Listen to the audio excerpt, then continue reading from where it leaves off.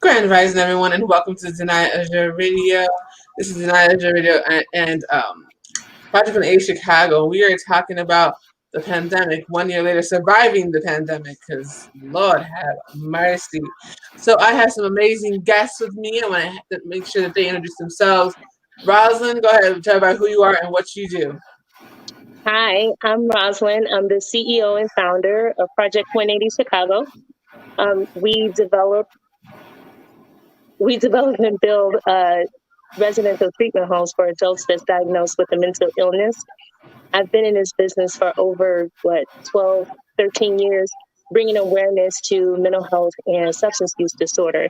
And as Ms. Danielle said today, we will be touching base on here we are 1 year later. We have Dr. Pointer, and we also have Ms. Heather with us. Ladies, you can introduce yourselves. Dr. Pointer, go ahead. Hi, my name is Rikita Pointer, Dr. P, and I am currently the CEO of Ricky Ministries. I also work for an organization called IMS as the Director of Revenue Operations. I am actively involved in community. I also do devotionals and write books as far as ministry goes. Very passionate about helping the African American community kind of rise up, especially during this pandemic, and I'm happy to be here. And Heather Frenchy, go ahead.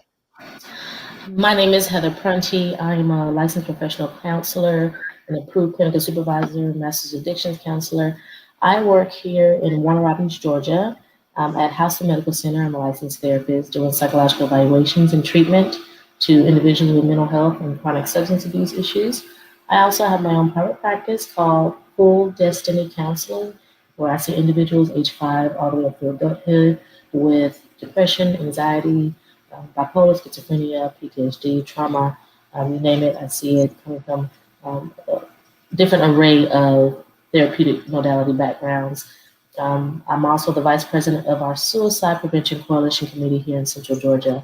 My focus and my goal is always to help individuals do better, be better, and think better, positively, motivationally moving forward and not getting stuck in their stuckness thoughts. Absolutely. So the first question that we wanted to address today is, so here we are 1 year later during this pandemic. What changes have you noticed in your own communities that have impacted us mentally, physically, and spiritually? And what do you think we need to do to recover? Dr. Pointer, if you want to go first? Sure, I can talk about it. I can definitely talk about the spiritual aspect of it. As we know, when COVID happened, a lot of the churches were shut down. The ones that did remain, unfortunately, the news kind of made an example out of them because there were COVID outbreaks, and it created almost, this fear where all churches just decided, until we know what this is doing and what it's, what's going to happen, let's shut our doors. But what was very interesting during this time is, of course, social media played a huge impact. A lot of the churches were able to start streaming their services, and people were able to worship from their homes. What's really interesting is that I think it created two different sets. It created the end of the world, people who are the radicals, where they felt like, disease, pestilence, everything happening in the community, Trump being president, all of those things kind of created that spiritual panic attack, I want to say, on one end, where you started to see more of the Armageddon, more of the end of the world, more of crisis coming back, and, in that reign. And then unfortunately, some of those groups took it, I want to say they almost retracted what I could say a spiritual meaning or a spiritual awakening, because then you had the other group that looked at it as God is trying to get us to be still. God is trying to get our attention. During the pandemic, one of the things I noticed with people that I counseled or ministered to is that, they felt like things that happened were intentional because a lot of people were moving so fast. And, just as our home life, when you're going and you're going and you're going and you never have an opportunity to stop, it's almost like God put the brakes on the world. God said, hold on. There's a lot of things that's going on, not only in your home, there are things that's going on in the community that you need some awareness to. And so I don't want to jump topics, but oddly enough, at that same time, we also had the Black Lives Matter movement come back full circle. And, from a spiritual perspective, I saw people feeling like God is trying to open the eyes of the nation. God is trying to open the eyes of people across the world. God exposed, I feel like, during this time, people's true intentions. The good and the bad came out. People really got a chance to show who they truly were. Houses became, disrupted. Kids were being abused. Like all of these things started happening during this pandemic. And you say, was it the pandemic? I say, I don't think it was really the pandemic. I think it was God showing you who you were. It's easy to pretend you're someone when everything's going good, but who are you really when things are not going the way that you thought? And for me, looking at this, I think even mentally, women, men, children, unfortunately, the increase in abuse happened. But was that person always an abuser? Is a question that you have to ask, because if you're not, a situation doesn't cause you to be an abuser. What I think it did, again, is that it exposed who people truly were and who they hid. And then you got into this opportunity during COVID where you could no longer hide who you were. Your fears, your angers, your, everything that would make you tick, everything that would make you calm, it all came out. And unfortunately, it did create a spiral of mental illness, or I should say depression, because not everybody was prepared for it. And then now that you're in this situation where you're at home with this person who probably has always been abusive, but now because you have to see them day in and day out, that abuse was magnified. It came out. You got an opportunity to see people's tolerance with their kids. Now that kids are home and you're having to deal with your kids, child abuse went up. And it's really disheartening because I think the pandemic wasn't the issue. I think people having to deal with who they truly are became the issue. I think, everyone who had an opportunity to pretend they were someone else when they went to work, pretend they were someone else, when they came home, you could no longer pretend during COVID. COVID raised the shades off of everything. And I think it created now a situation where now we're in a position where we're going to have to heal. We're going to have to heal these people who had to come to this awareness or this awakening that you are not who I thought you were. And not only that, I'm not who I thought I was. Because the situation that happened with COVID, I think just exposed so many things. And if you take it from a spiritual perspective, you can be angry about it, or you can actually glorify God about it, because it's like, okay, I thought I was good. I thought I was this person. This situation has allowed me to put up a mirror and look at myself and say, what do I even need to improve for myself? And I want to start there. From now we're a year later. Now you've seen last year who you were, and now I've told people I think this is a year of transition. And the question is, now that things are trying to go back to some sense of normalcy, who will you become? You've already known who you were. You already have seen, okay, I don't like these things about me or my world. Now you have an opportunity to make change. What are you going to do with this moment? Absolutely. That's you got that 100%. I think that's the biggest thing about it is like, what are you going to do now? We are a year later. People have gotten vaccinated. Things are going back to semi-normal. What are you going to do now? Because you no longer have the excuse that COVID's happening. I can't do X, Y, Z. What is your next move? Rosalind, same question. Unmute yourself, Rosalind.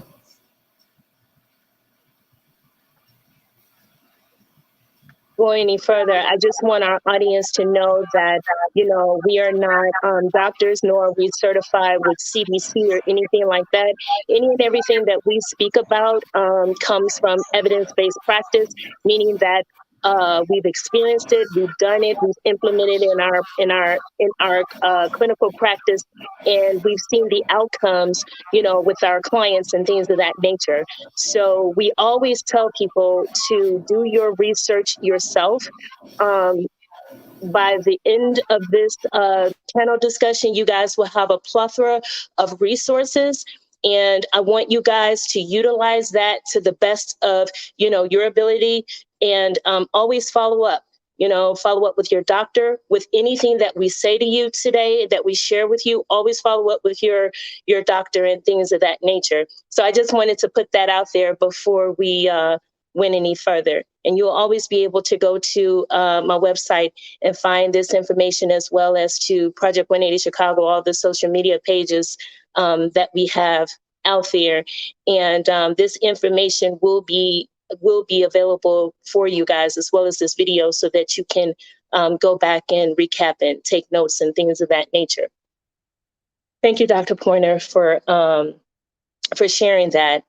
So yes, the question is, so now that we're here a year later, what do we do?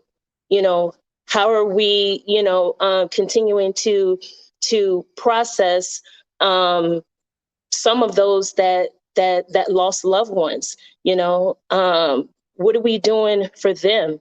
To help them to get through, to help them, to keep moving forward. It's easier said than done, but truly, what is it that we can do, to help, start the healing process? And it's not an easy, quick fix thing by far. And it's okay, because sometimes you're going to have good days and sometimes you're going to have bad days. But each day, let it count and know that it's going to get better. And I know, again, it's easier said than done, but it will, and it does. It will. Miss Heather, from a clinician standpoint, I know we offer, grief counseling and things of that nature. But for those of our people, in our community and things of that nature, what is it that we can do to help them move forward? You're on mute.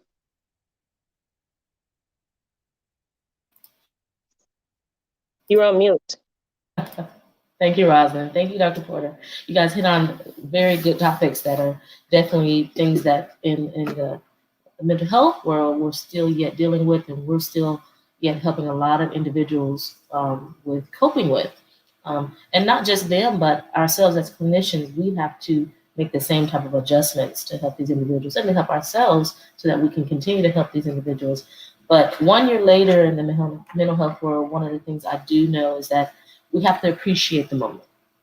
And so helping a lot of the members of society, the community, even the clients that I see, helping them to appreciate the moment, even after dealing with lost loved ones, or even after dealing with COVID themselves, learning how to appreciate the moment. And Dr. Porter, you said something so phenomenal, is having to appreciate where you are and saying, God, okay, this is where I am. The changes have to be made. The awareness of what we have to do within ourselves, what we have to do within our community, and with each other, how we engage with each other, how we interact with each other, is vital to moving forward. Change is constant, we know that. And so I tell people, transform on your terms without violating other people. So one of the things I've noticed since the pandemic, and it's not over, like I said, I work at the hospital here, we still are having cases of individuals testing positive. We're still having people that are dying from COVID. So no, it is not over. But transforming and being more safe and being more aware is going to be so important and vital. One of the things we noticed during this pandemic is it allowed people to spend more time with each other. And yes, you saw the dysfunction of this happening as well. You see the domestic violence went up. You see suicide rates went up.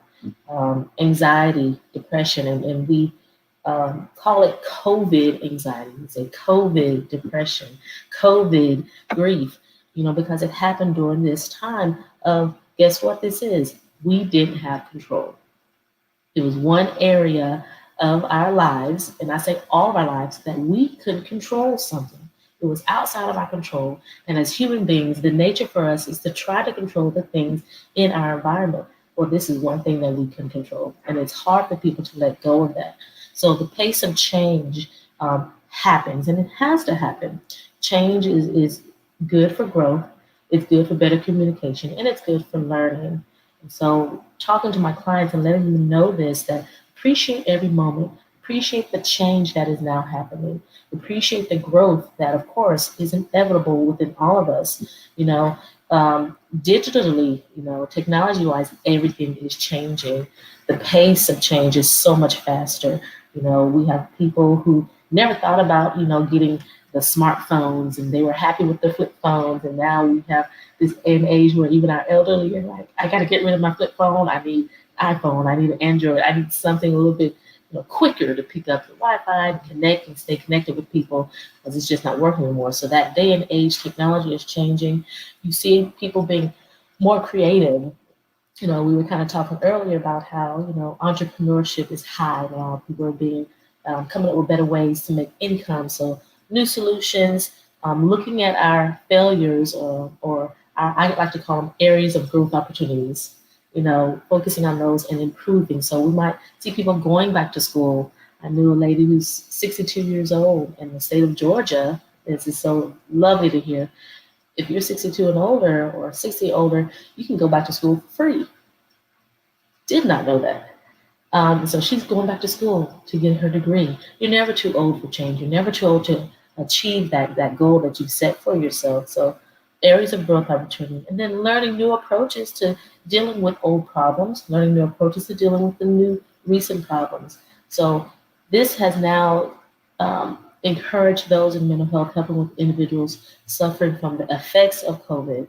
More trainings are now happening so that we can reach these individuals and talk to them and come up with better solutions, and now giving us a different way, alternative solutions to look at the situation.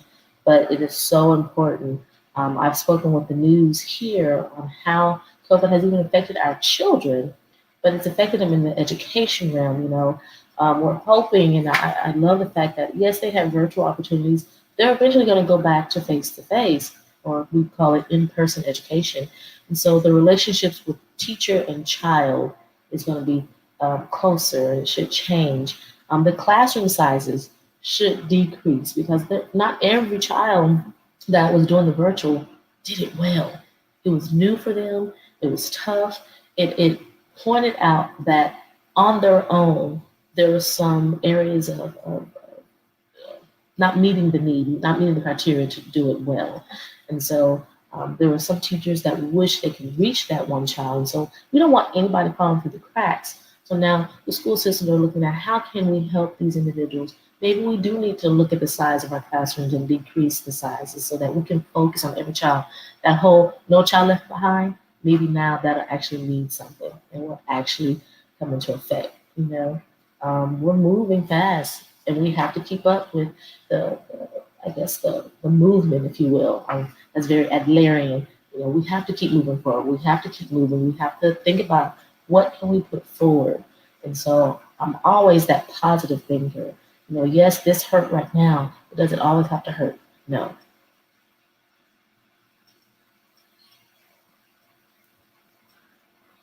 Everybody's muted. You just said a really sorry. cool. It brings up the next question, Ms. Heather, when you were talking about school, because that's one of the questions that we want to address. So how do we help and prepare our community and those specifically who are not comfortable with sending their kids to in-person school this upcoming fall? One of the things you said that I as a parent myself agree with is that the classroom size needs to be much smaller. It needs to be 10 or less, and the whole social distancing, aspect of things. Our kids are not gonna. How are our kids gonna social distance? Other than just being in at home. How is it that, or what is it that we can do to ease the mind of parents such as myself, that is preparing our kids, especially our kids, that's all they've been seeing is this pandemic and the damages it has caused. It has even caused some anxiety in our kids, even my own kids, and not wanting to go, back to school. But at the same time, you see them falling behind. You see, you don't want them to lack social skills and things of that nature. So parents, again, such as myself, that are preparing for the fall, What is it that you can tell us? What can we tell them?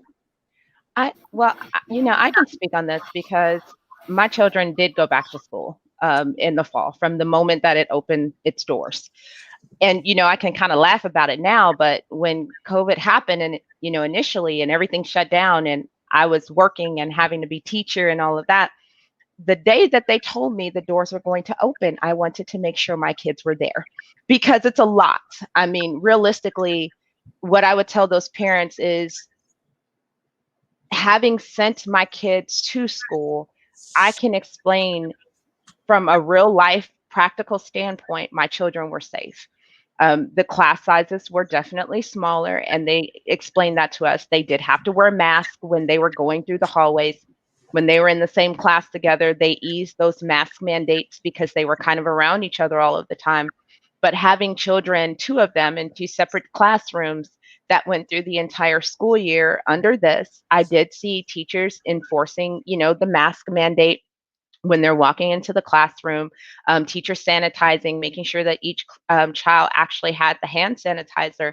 And so I can only speak from experience. I mean, granted, one person's experience that was positive, the next one might have something else. But, I think if we were to alleviate the fears of parents who feel like they have to send their children back, maybe having enough positive examples of this is what happened. What COVID unfortunately did is it sparked fear.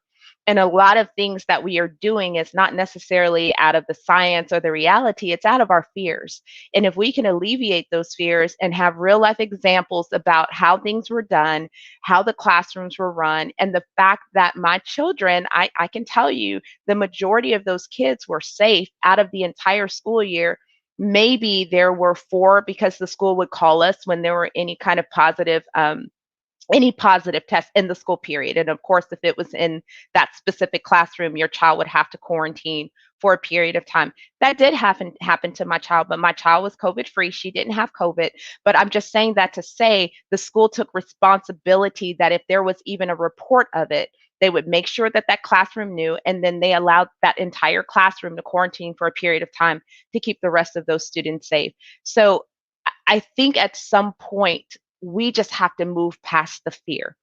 And I don't know any other way to say it other than if you continue to live in fear, you will forever be paralyzed. You'll never move forward. You will never do anything else.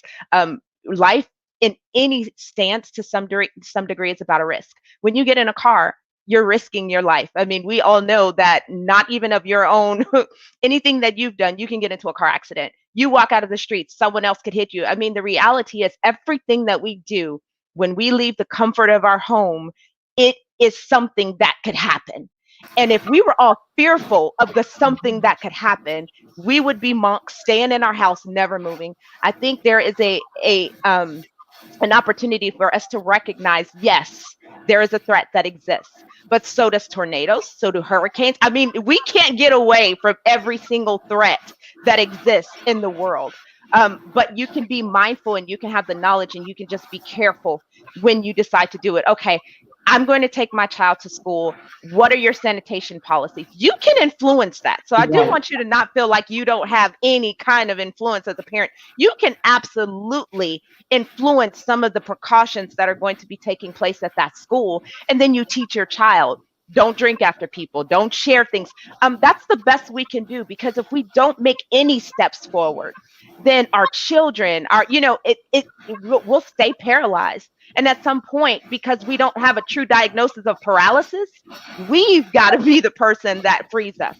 We've got to free our kids. We've got to give them examples of things that are happening positive and take it one step at a time. I did. And like I said, I don't regret it. I know parents who did keep their children at home. And unfortunately, that was another mental health issue because the parents were going crazy. And so that's not even healthy as well. So we've got to do what's in the best interest as a whole, not political. What's in the best interest of my child? And if this is where I'm sending my child as a parent, I can share with you the things I'm concerned of. How are you addressing that? And then if we can get more of that out, we'll be okay. And I think you hit something. And, when you talk about fear of being outside, fear in the home too, I tell people things can happen in your home. So it's not just outside that we have to be afraid of. Things can happen inside the home. A tornado could hit your house. Something in the home could go wrong. So it's not just outside. And you're right, we have to deal with the fear. I always tell people fear is false evidence appearing real. That's the Yes. acronym I tell people. False evidence appearing real. You're fearing something that has not even occurred. I'm all about being here and now. If it's not happening right now, I'm not going to live in a what if or it could. Yes. Anything could. But being in that fear right now, nothing right now. But yes, there has to be safety measures going forward. And yes, those social things that happen, I'm sorry, those social things that happen that go lacking with our children is it creates social anxiety. It's increased in our children's health issues like obesity. They forget how to engage. They forget how to communicate openly. They don't know how to deal with conflict. And then staying at home, yes, the parents get frustrated. I have parents who say, what, at first my children were going to school and the teachers were doing this. And now I realize that all the complaints that the teachers were making because there were behavior issues, the parents are seeing those behavior issues at home and they're like, oh my gosh, this really is my child. I was so Mhm. hard on the teacher. So that's why I'm stressing the relationship with the teacher and the child should improve. There should be also the improvement of parents being more involved in parent-teacher conferences, the events that are going on. But yes, we have to look at all these things: social anxiety, depression, weight gain, weight loss. All of these things are now the aftermath of this COVID. So as parents, getting that education, also reaching their children and seeing them where they are, talking to them where they are, not being harsh, not pushing. But sometimes, we have these kids now that they've seen the fear of their parents and that fear has now jumped onto them. And so as parents, we have to be really careful that we don't put that fear on our children, but we give them that courage to step out and say, let me look beyond my here and my now and say, what can I do? Okay, safety, yes. Hand sanitizer, washing your hands, don't drink after everybody, don't eat after anyone, don't share anything. I have to tell adults that. Now, isn't that something? But all those safety measures have to be in place, so that we can make safety a part of our lives, safety a part of our living, safety a part of our thinking. And I think from there, things should start getting a little bit better. And Absolutely. in addition to that, what you guys were saying about fear, um, and I like that acronym, how you broke that down. I say that all the time, Miss Heather. Um, I personally experienced, COVID being in my home. My husband was diagnosed with it, and so was my daughter. And my son and I, we tested negative. So here I am, having to take care of my husband, who was very symptomatic. And yes, my heart was in my shoe literally every day. You talk about panic, you talk about fear. You, I was a nervous wreck. However, I did everything I could not to instill that fear on him and as well as my daughter. Was it easy? No. I had to reprogram my mind every single day to think positive, that we're going to get through this and that he's going to beat this. One of the things that helped me with my fear was the knowledge that was given to me from the state of Arizona and from my father, who's a pharmacist. There's a company out here, and I want to share this with you guys. Knowledge is very powerful. So there's a antibody that I'm sure you guys have probably heard of called monoclonal, and it's spelled monoclonal. This is an antibody that is administered to those that test positive for COVID. You have to have the symptoms present along with testing positive, and you cannot be severe where you have to be hospitalized and things of that nature. Once you test positive for COVID-19, and if you have symptoms, you want to talk to your doctor about this therapy. And again, it's called monoclonal, and it's an antibody. And what it does is it prevents those symptoms becoming worse, where you do end up in the hospital. And so the website, the manufacturer, to learn more information about this, you want to go to the website, which is lilly.com, LILLY.com. They have a plethora of information about the monoclonal, and they even have an area where you can look to see. You just put in your zip code or the city or state, and it'll give you a list of the hospitals and clinics that gives the antibody infusions. Again, I can't express how knowledge is power. When I learned about this, I was all over it. And so I knew about this firsthand, and I knew that if for whatever reason something happened to any of my family, friends, I knew about this. And it's only because, the state of Arizona and my dad had told me about, the monoclonal antibody. And I'll never forget, my husband was like, well, I've never heard of it, and I've never heard nobody take this before. And that's because no one knew. And I believe wholeheartedly that a lot of people who lost their loved ones, they were just like my husband that did not know. And had they known about, such a thing like this, then they probably would have, I'm sure they would have been talking to the doctor about it. When you go to the website, they'll tell you, sometimes, doctors, they'll say that you don't qualify, you don't have all of these other illnesses that qualifies you. That's not true. That's the same thing that they had told my husband. And when I was on the phone with the representative, I ran down to her and I told her, if you go to the website, it'll tell you if you have these four, if you have these four criteria, then you are eligible to have this antibody. However, if you don't meet those four criteria, then it takes you down to those other, high risk high risk symptoms or criteria that would qualify you. So again, this is information for you. You can check it out for yourself. Information, knowledge is powerful. And I say that all the time. Look it up for yourself and check it out, for yourself. And this is just something to have in your back pocket in the future. And one of the things that I also learned throughout this is to know your blood type. It is so important to know your blood type.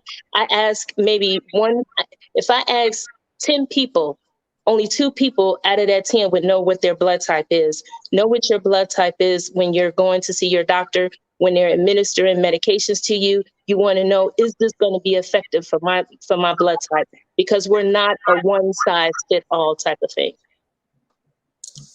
Exactly. And this is an Azure Radio collaboration with Project A Chicago. It is the mental state of the country surviving the pandemic 1 year later. So one thing I wanted to touch on in your notes was talking about the situation that came to the George Floyd incident and how it affected our cities. In Chicago, it was really heartbreaking to see that that people were tearing their city apart. And I was confused on how that had anything to do with, quote unquote, Black Lives Matter, because they're tearing the community apart, which then led us to have to go back and clean it up during this pandemic when people are trying not to leave the house as much. And so they're getting exposed to all this craziness. So everyone here is in a different city. So what did you guys see in your cities? And what do you think that we can do to prevent things like that from happening again, and helping people understand that destroying your own neighborhoods, businesses that you've watched grow up and thrive, is not helpful? So I don't live in a very populous city. I'm in Pensacola, Florida, which is just south of Alabama. So while we didn't see the degree of what we saw on the television, there were talks about it. There were definitely talks. And so, it's really interesting because definitely on one side, you have the people that are like, you're not going to accomplish anything by doing this. Here's what I think we sometimes miss the mark. We have to be able to bring awareness in a way that truly grabs attention without destruction. Why do I say that? One of the biggest analogies that I've seen through this is you have your Malcolm and then you have your Martin Luther King. Martin Luther King, of course, was more peaceful. He led the marches and he did it that way. Whereas you had your Malcolm X that was a little more aggressive. He was kind of in your face. We have to find a way to almost get back to that place without the violence. Because even though people usually try to equate Malcolm X with violence, if you truly read about him when the Nation of Islam was going, it really wasn't about violence. It was about knowing the law and standing on the law. And I think to some degree, people have taken the thought of being confrontational into I've got to be destructive. And if we can get back to the radicals and say there's a way of doing it without destroy, because when you get destructive, unfortunately you're taking away from your message. We get you're upset, we get you're frustrated, but what you're doing it for, and then let's be honest, not everybody that was out there doing it was doing it for the right reason. They were just cutting up. And Exactly. so we've got to be honest. As I know some people are like, because they're mad, they're angry. Let's keep it real. Some of them just decided to join something because they found it was an opportunity. And if we as a culture can't be honest about what really happened, it's not going to change. So we do have to call it out and call it what it was. Some people just wanted to do something, okay? But for those who wanted to be a little more confrontational, there's a way to do it without causing violence. And so if we can get back to a place where we can share with them some of those that came before us that were confrontational, but they did it with such an eloquence that nobody can really get arrested from this. We're not back in the 50s where opening your mouth, you're getting arrested for it. We have evolved. So there is definitely a way now where you can use that mouthpiece, you can use that aggressive nature about yourself to make change without destruction. And so if we can get that group that wants to get out there and do something, not just stand on a platform and give a speech, I'm not knocking them, because you have your effect too. But there's definitely a need for a group that's a little more confrontational, willing to do something. How about that? But if we can show them how you can do something without destroying a community, I think then we can get to a place. How do you truly deal with these social injustices? But nobody wants to speak up. And if we can't speak up, and if we can't say you're wrong when you're wrong, and then for those who as a community, as an African American community, as a minority community, we've got to stop bashing people that say that's wrong and calling them Uncle Toms and all of these other things, which by the way, I just like to drop some knowledge. You should do some research about Uncle Tom. He's not who we've called him. Because if you were to really look into who Uncle Tom was, you'd recognize that's really a compliment. So I'm just going to drop that history nugget there, that y'all need to really do your research instead of just saying what you've heard without knowing what you're saying. So instead of us attacking people who say, hold on, community, there's a better way of doing this, if you don't attack them and listen to how you can truly make a change being aggressive, then then we can truly start saying, how do we fix this? But as long as you're defensive, as long as you don't understand, as long as we still have that enslaved mentality, that's how they're going to look at it. Yep. Exactly. So what is give us an example, just within each of our own communities, because I'm a strong believer in you start within your community, right? And then it can filter out. So just in our small neighborhood, or even within our family, just within our household, what are some things, that we can instill, that we can implement, that could spill out into, the community, into, a vast majority of people? What are some small things that we could just, do to help curtail that behavior, as you put it? I think it's more the fact of of following the golden rule. You wouldn't want anybody coming in your home and destroying all of your stuff that you've worked hard for, that you've built for over 20 years. You would never want anything like that to happen, right? But I think the one thing that I will say, the reason that the reaction was so crazy was because what happened with George Floyd happened during the pandemic. When we're supposed to be together, we're supposed to be building, we're supposed to be, we're all one, we're all together, we all love each other. And I'm sitting here like, but what happened to this? What happened to social distancing? What happened to the 6 foot rule? Like, y'all weren't 6 feet, you were standing on this guy's neck.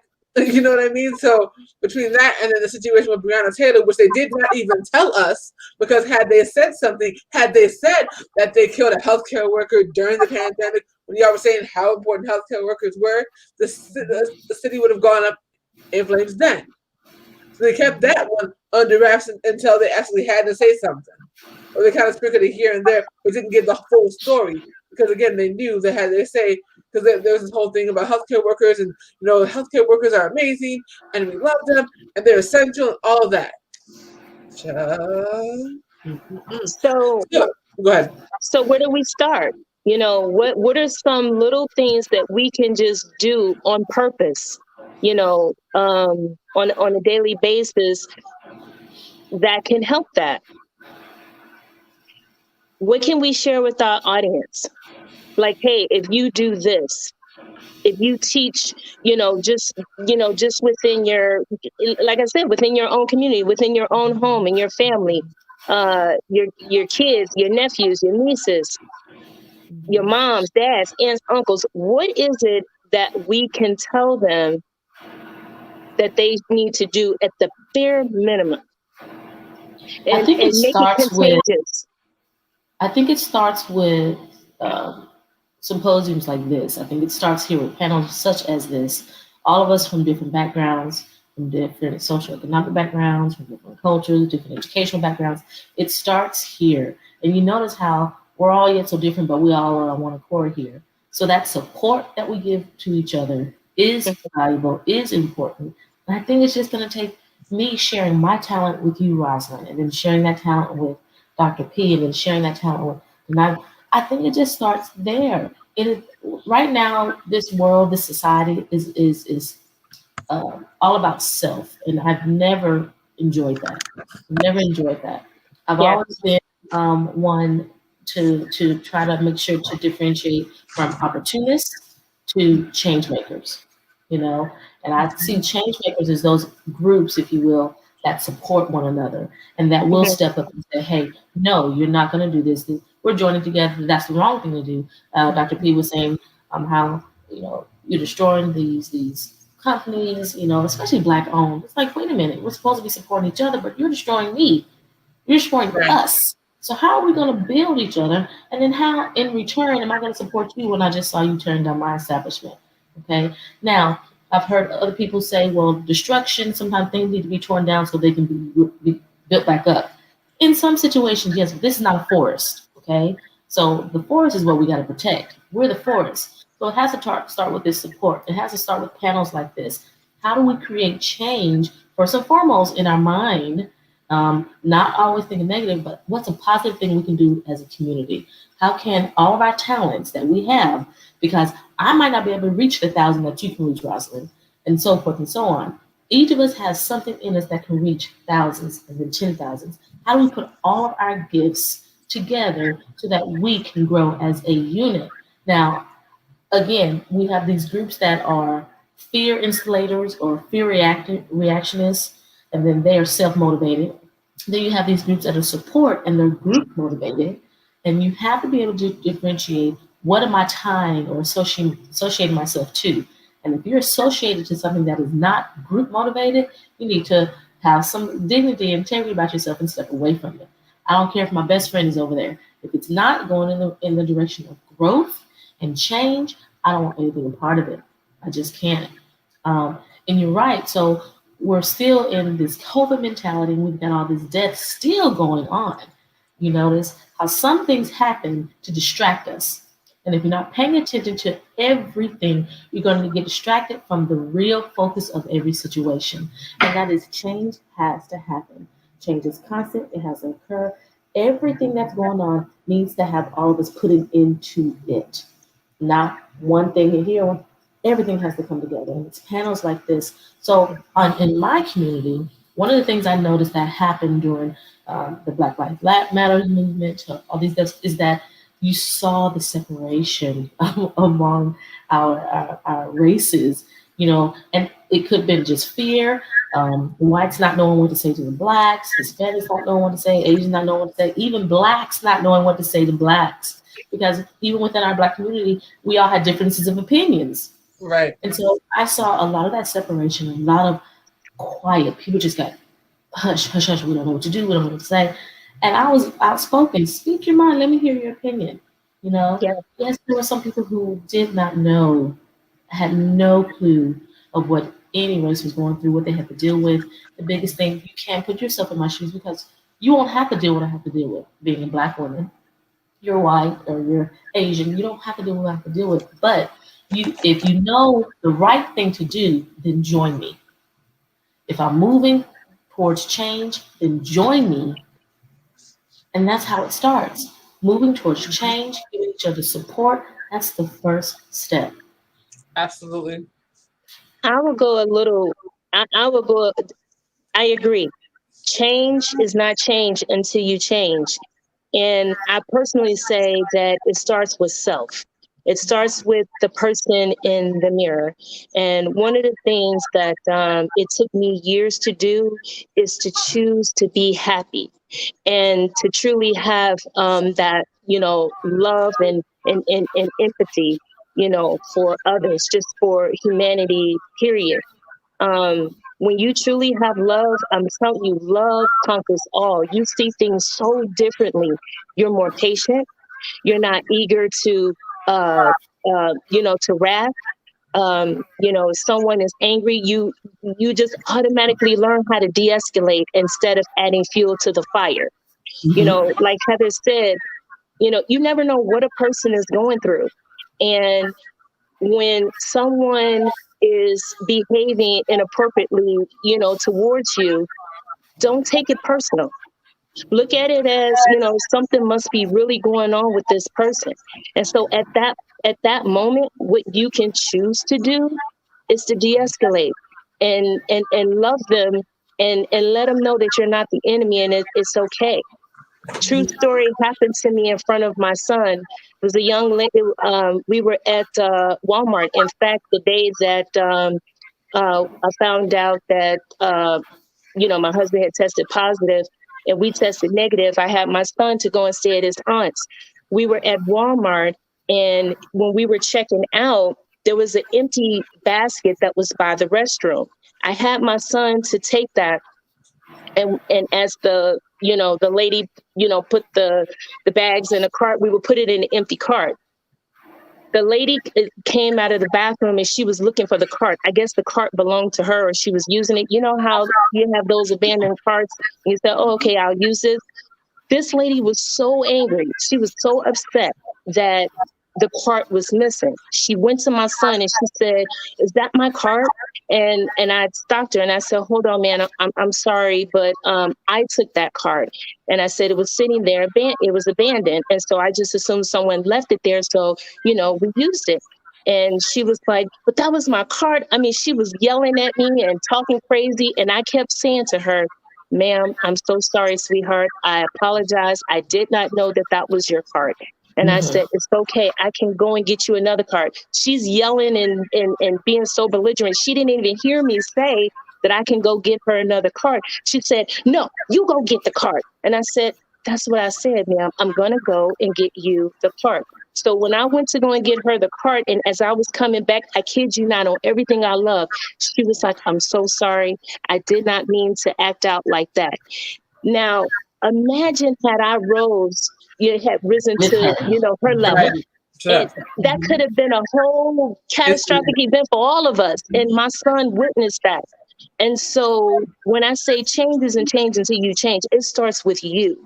You Mm-hmm. can choose to be happy. You can choose to love. Everything is a choice. And so at that moment, I chose to de-escalate. Obviously, Good. she was going through something. And Mm-hmm. as you see, that's how it turned out. When you truly, choose to be happy and you have love in your heart, you have that compassion and that empathy, for other people. And you can, de-escalate situations where they don't have to be so, dramatic and devastating and catastrophic. So let's Change start. begets change. Change begets change. And the Yes. one thing I can say is that you planted a seed there, Rosalind. And I'm telling you, I know for a fact within me, and I believe within myself, that from that moment, she's going to think about how you reacted to her, and therefore will Yes, pass that on in some form or fashion. Change begets change. There's no way that if I change, my environment doesn't change. It's like, for example, if I move from this position and I go sit over here, that means that you guys will not look at me here anymore. You will have to change where you view me. Change right. begets change. So if I change, everything else around me changes as well. And you're right, it does start with self. How can I be different than my environment? You have to decide how you're going to react to your environment, how you're going to react to people. I always say you have to take that one down stance, okay? Because the reaction that you give is a teachable moment. Everything is a teachable moment. And so I move like that. I have to move like that because I'm someone's example, not just my children, but I'm someone's example. And Hmm. I'm telling you, you don't know who's watching you until you know who's watching you. Mm. Yeah, yeah. Okay. So it's very And important to always think, how can I be someone's example? Because this life that we live is not just for ourselves. Correct. We're here to have relationships, and that's plural. We're here to have relationships with people. And so, in this life that we live, how are we leaving footprints in the sand? How are we doing what we've been called to do? A lot of people don't know fully, completely what their purpose is, but every day that you live, every day that you walk is in your purpose. So, how are you making sure that you're planting seeds? And again, I can't be negative. I refuse to be negative. I refuse oh to act yes, negative. I refuse. So therefore, everything I do is going to be in a positive way. Does that mean that Heather doesn't get upset, get frustrated? No, I'm yeah. human. Your emotions are correct. Everything about you emotionally is correct. It's how you deal with those emotions, how you react to those emotions that make those emotions right or wrong.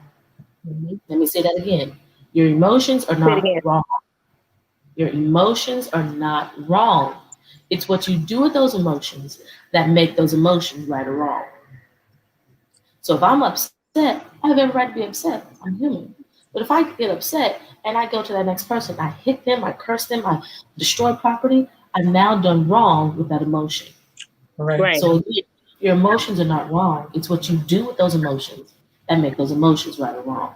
Mhm. So moving forward, always moving in a positive direction, always thinking, and I know this is so cliche, but what would Jesus do? What would God do? How can I make him smile on me with my actions so Yeah. that others can say, how does she do it? I want to know, how Um, does she keep herself in check when she was dealt with that negative situation? Mm. I want to know how she did it. and Absolutely. and to close and to take away with that, if you don't know how or you don't know where to begin, it's okay. There is help that is out there. I know for our culture, we don't believe in counseling. We don't believe in therapy or anything like that. Folks want to try and take care of things that's going on with them mentally themselves without seeking help. It's okay. You don't have the answers to everything. And sometimes, talking to someone else, they can help you and they can guide you and show you things about yourself that you wasn't even aware of. But Hmm. you have to be willing, to accept and to get the help that you need and I'm stop sorry about the noise suffering in the background, y'all. I'm sorry. So and you're stop good. suffering in silence. We're all in this together. Like everybody needs everybody. Nobody can do anything by themselves. And I use this analogy all the time, with my kids, with my family. If you take a pencil and you break that pencil, right? You know how hard a pencil is, right? But when Mhm. you break it, can you put it back together? It's not the same no more, right? So we don't want to be that hard where we're like a pencil, and once we break, it's hard to put us back together. You can't be put back together. Don't allow yourself to get to that point. Reach out for help. It's okay. Well, Um, in the broken pieces, let me add this because and y'all gonna think I'm strange. I like broken pieces. I enjoy broken pieces because that lets me know that you're ready for something new. I think about the mosaic pictures and the abstract windows and the churches. Those are broken pieces that people have put together and made art. So even with the broken pencil, it may be a broken pencil, but guess what? I sharpen both ends. It's still my pencil, just a different size. So I tell people, even in your brokenness, allow yourself to be remade differently and be stronger than you were before. New solutions, alternative ways of looking at the situation, better coping skills, a stronger mindset, a different point of view. I always tell people, take those previous rosy colored glasses off and put on a new set to see your situation differently. I love broken pieces. I do. And I know it sounds funny, but I love broken pieces. I'm like, No, what else can we make? What new thing can we create?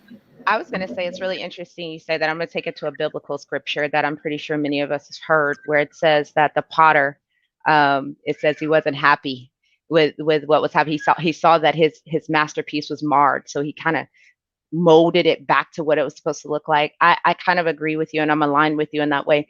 One of the problems is that the picture that we see, often we made it ourselves, and sometimes we need to be broken. Sometimes we need to go through those moments because then we can become who we were supposed to be.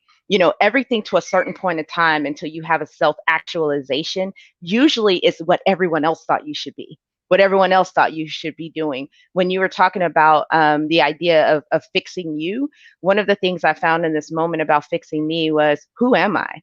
And determine what you stand for, determine your position. And then when you know who you are and you know who you stand for and you know what you're about and you are comfortable with who you are, you don't have to defend yourself anymore.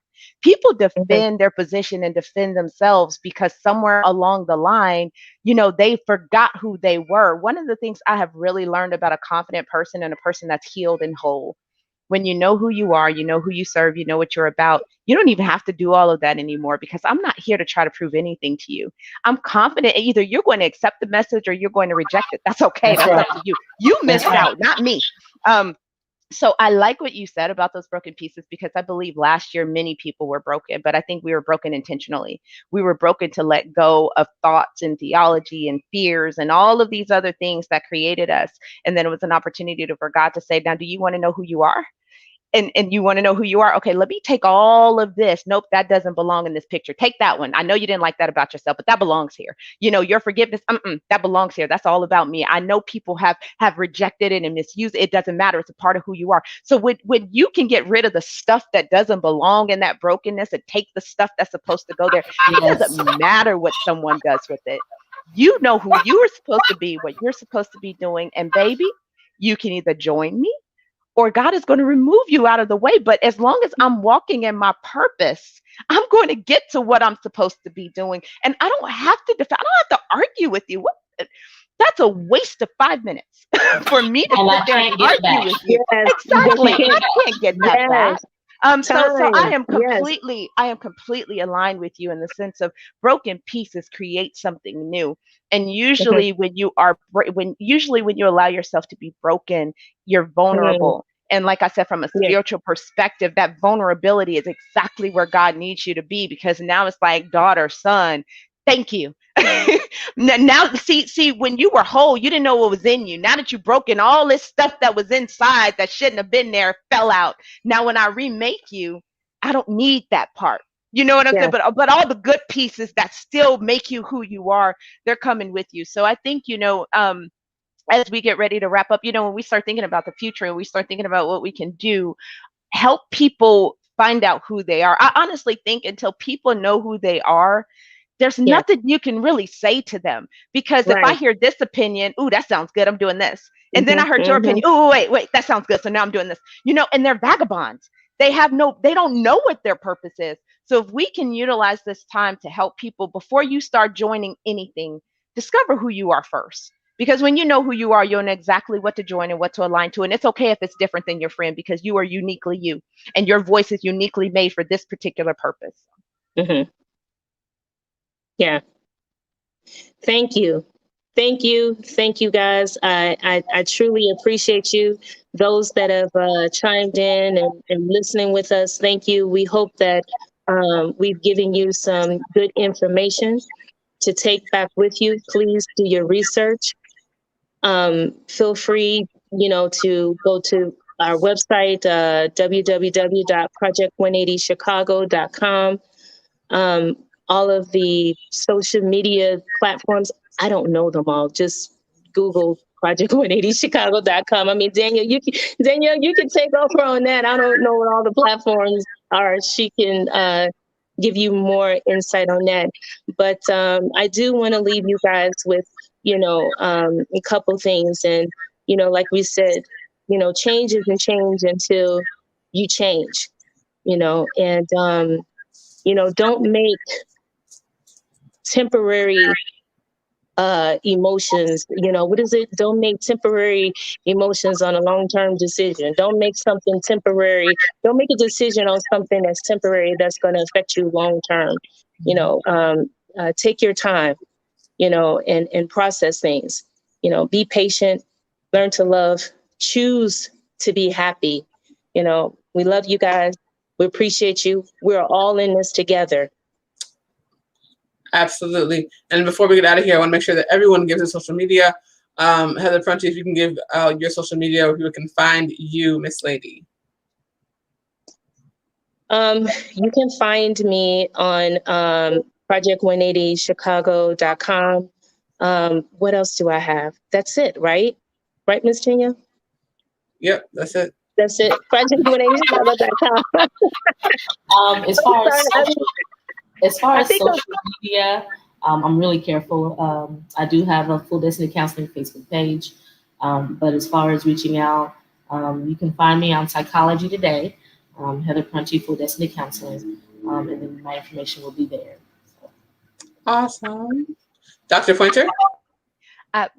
I'm on LinkedIn under my government name, Rakita Pointer, as well as Facebook under Rakita Pointer. And I also have Rakita Pointer or RAPM Ministries on Facebook as well. Awesome. And you guys can find me on social media at Danaya Azure, DANAYAAZURE, like the Facebook page, facebook.com/Danaya Designs for You, facebook.com/Danaya Azure Radio, facebook.com/K4S Entertainment. And make sure that you guys go to www.project180chicago.com. We have a lot of resources in terms of how to help and how to heal through this pandemic. And also, if you're having issues with substance abuse, we can help you with that as well. Thank you, ladies. This is Danaya Azure Radio, partnered with project180chicago.com, doing the conversation about the state of mental health in the country. 1 year later, surviving the pandemic. You guys will be able to catch this later on Next Legacy on the Legacy Platform Service at a later date, and we'll definitely make sure that you guys are informed when that comes up. Thank you all again. I love working with you. You all are amazing. I can't wait to actually get to meet in person, which is definitely a reality since the vaccine came out. I just took my second vaccine, the second dose yesterday, so I'm surviving. Lord have mercy. Better than the first dose, because that was really bad. So, thank you all again. You are phenomenal. I hope you have an incredible day. And thank you, guys. Thank you. Bye-bye. Take care. Thank you all. Bye-bye. Bye-bye.